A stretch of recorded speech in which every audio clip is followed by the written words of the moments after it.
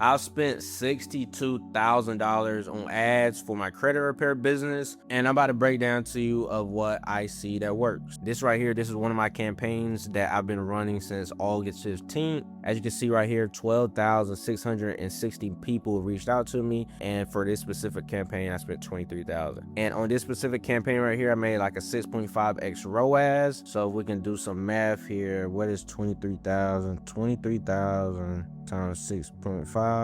I made basically 150 grand. It's really 149.5 for that specific campaign. Yeah, it's really like 149.5, but it's really like 150,000. It's really like 149.5, but I guess you can round it up to 150,000 on that one campaign. So today I'm about to be breaking down to you guys my thought process and running ads for a credit repair business.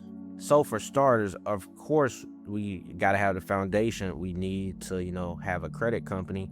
And if you don't have a credit company, no worries. I will help you do that. You can click the link in the description below or in the comment section below, and I'll help you, start your own company. But that is the foundation, right? That is the foundation is having a credit company. Step 2 is pricing and packaging. And there's really no right or wrong way to do this.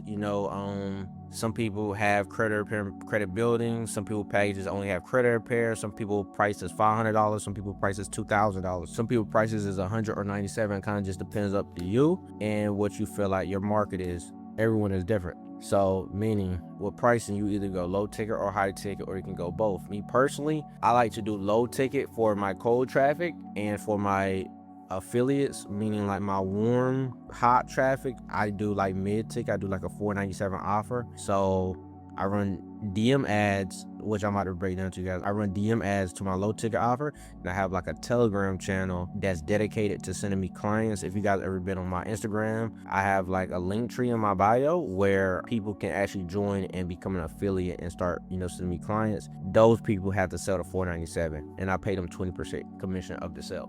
Right. But basically what pricing or packaging, like I said, there's no right or wrong way to do it at all. It just depends on what you feel like resonates with you most and which one you feel like will work better for you. And, it goes down to, just split testing. You can test out price points. But what I always tell people, though, is if you can test a price point, if you're not going to commit to the low ticket at first, I will go to the high ticket or mid ticket, just because it's easier to drop your price. Because I feel like if your price is super high and then let's say you're not getting that many clients, it's easier to drop down to the low ticket, versus if you already have a low ticket offer and you're not getting that many clients, it's a little harder to go to the high ticket because they wasn't even paying a low ticket. You get what I'm saying? So that's why I always tell people, if you're not gonna commit to the low ticket, try out mid/high ticket to see how it works for you. So now it's two different paths for these pricing options, and all of this is mainly what worked for me and what I've experienced. Some people may do it a different way, may have a different result. I'm not saying anybody's right. I'm not saying anywhere is wrong. I genuinely believe that you can win in whatever way that you choose to do. And what I've seen that work with a low ticket is running DM ads like you see right here for a low ticket offer. By example, let's say $97 a month credit repair, right? Simply because it's just an irresistible offer, because the average price in the credit repair space is $500 to $1,000 or more, right? So whenever you pop out with a $97 a month offer, your DMs will get super flooded, just like you see in this picture, just because the offer, they not used to that, So it's like shit, let me see what the fuck this talking about. My DMs are honestly flooded every single day.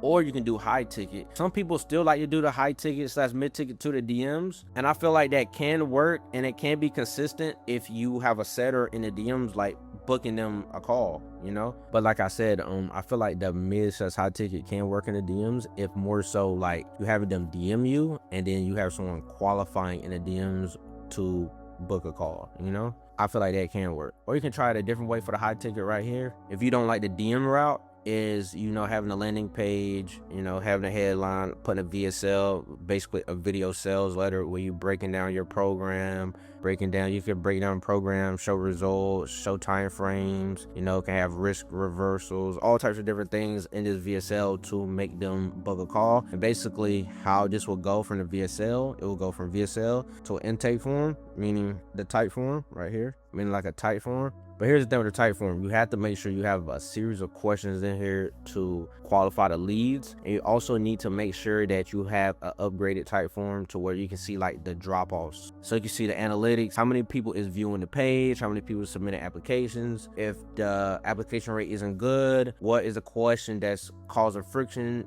that's so you can see what is stopping people from filling out the form. That's the beauty of the Typeform. That's honestly why I like Typeform over using Go High Level. Like, as far as like Go High Level forms, my landing page of VSL, it integrates with Go High Level. This actually is made on Go High Level, but we just inserted a Typeform and it still captures the data. Like, we do everything the same way. The beauty about this Typeform is you can see like the drop-offs. I'm not sure Go High Level can do that. So whenever you can see like the numbers and the analytics and things like that, you can adjust, you can make adjustments. And I've seen that play a huge role. And also the way mine is set up as well. And also the beauty about Typeform as well is you can set it to where if they don't answer a certain question right, it can like redirect them, meaning where you can set it to where they can't even book a call if they don't answer a certain question right. So that means you can adjust your Typeform to where you only get quality lead. That's the beauty about Typeform. And it will go from a Typeform to a calendar link where they will book a call, So that's kind of like how I would do it if it was like the mid-size high ticket. You could either go mid-size high to the DM or mid-size high to a VSL funnel intake calendar, So it can go mid-ticket size high ticket to the VSL intake calendar, You get on a call and you close. On the other hand, I say I didn't really cover this. So with the low ticket as well, you're going to get a lot of volume, a lot of DMs. But transparently, these are lower quality leads a lot of times because it is a lower price. But if you have a setter in there, which I do, I have a setter that's answering all of my DMs. You can have the setter in there closing all the deals for you. And it becomes automated and it sort of becomes like an easier sell. You could do it yourself as well if you just, if you feel like you got a little bit of time on your hands. So basically, let me cover this right here. So of course with a low ticket, like I said, you're going to be getting a lot of DMs like I said, like in this example right here. So me personally, I have a setter in my DMs closing all these leads. Transparently, since the price drop is lower, you are going to get a lower quality client. But if you have a setter in there to filter the leads, it is going to be a little bit easier on yourself, and it kind of creates like that automation feel,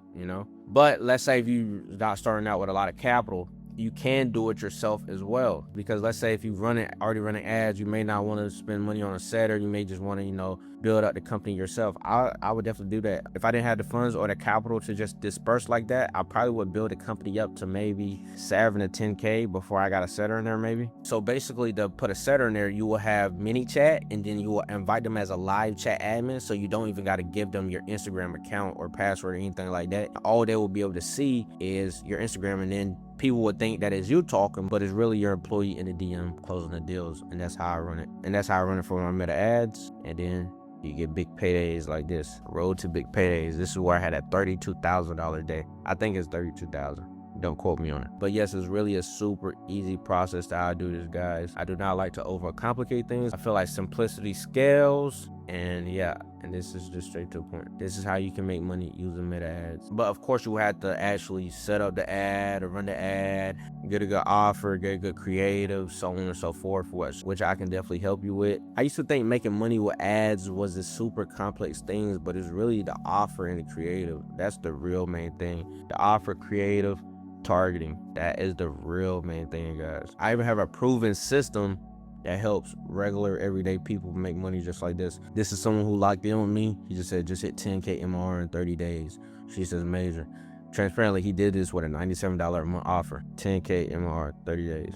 Easy money. All from cold traffic. So yeah, guys, if you're interested in making money with me and trying to see if like starting or scaling your own credit business is the right move for you, I'm gonna put the link in the description box, and I'm also gonna pin it in the comment section below. I just want to appreciate you guys for watching. I'm gonna keep dropping videos like this while I'm bringing down the systems, how I think about certain things, and I'm just documenting my journey and bringing you guys along the way, man. I appreciate you guys for watching me. See you guys at the top, because the bottom's not an option. We're gone.